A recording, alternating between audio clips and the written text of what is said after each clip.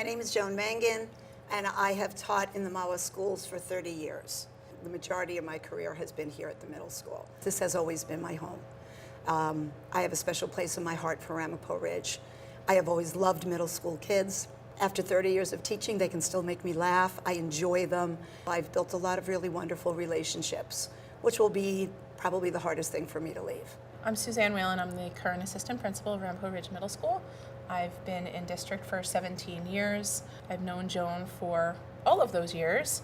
Joan is just one of those teachers who always has the student's best interest in mind. From the time I started here as a teacher, I knew that she was someone that I should look to for cues and just how to understand how to be a great teacher. My name is Denise Ferricchio, and I am in the district 16 years. I worked with Joan for 5 of those years, which were very wonderful years. She's such a dedicated teacher. She came to Lenape not really from a whole different subject area than what she was teaching, and she just really rose to the occasion, I have to say, and really, dug down and really tried to understand what we were doing, the kids.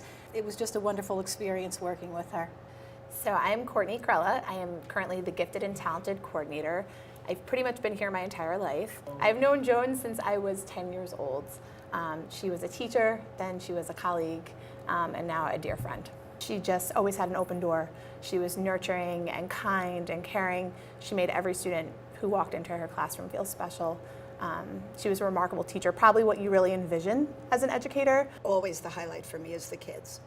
No matter if I taught the little ones who were so easy to love, and middle schoolers who there are days they're a little challenging to love, they are the reason that I have stayed in this career as long as I have. She took the time to get to know you, what you liked, what you didn't like. She knew your strengths as a student. She knew what your weaknesses were as a student, and she would look to try to make those weaknesses become strengths. She took that extra time to stop you in the hallway, ask how your weekend was, how your family was. Even on spirit days, she would go out of her way to bring in different type of clothing or objects or accessories to students that she knew didn't necessarily have them at home. She always would go that extra mile to make it special for each individual. Middle school is a hard time. We used to have a superintendent who called it the twilight years, and they kind of are the twilight years. It's the twilight zone for them. They're not little, they're not big. Everyone's trying to figure out where they belong, and I hope that I've had a role for a lot of them in helping nurture them from 6th grade to 8th grade. I've had lots of people come back and visit me over the years and thank me for things that I've done for them. So that's very rewarding for me. I had the distinct pleasure to be invited to several of Joan's breakfasts and lunches that she put together for the students to host. And those are some of the fondest memories I have of being in Joan's classroom and seeing her as a teacher interact with the students, help them to understand how to be gracious hosts and to speak to adults with manners and serve food, and it was just really neat to see the students outside of my language arts classroom in that realm. Joan is always positive, and I like to be around positive people.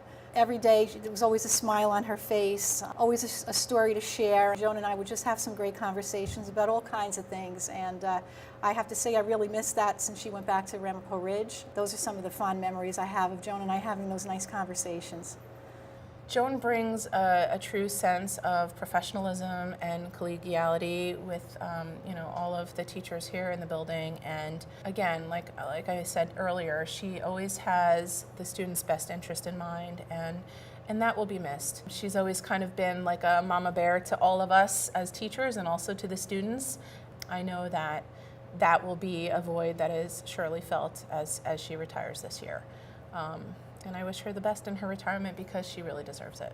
Well, I leave with mixed feelings of leaving because my whole life as an adult, all I've ever been is a mom, a teacher, and a wife. So I'm giving up one of those roles.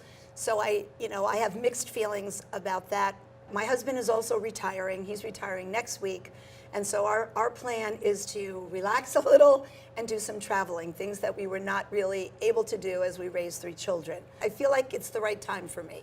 Everyone told me, you'll come and you'll know that it's the right time for you. I'm looking forward to the next chapter, and I we still have a lot of energy, so I think it's going to be a great time for us. We're really looking forward to it.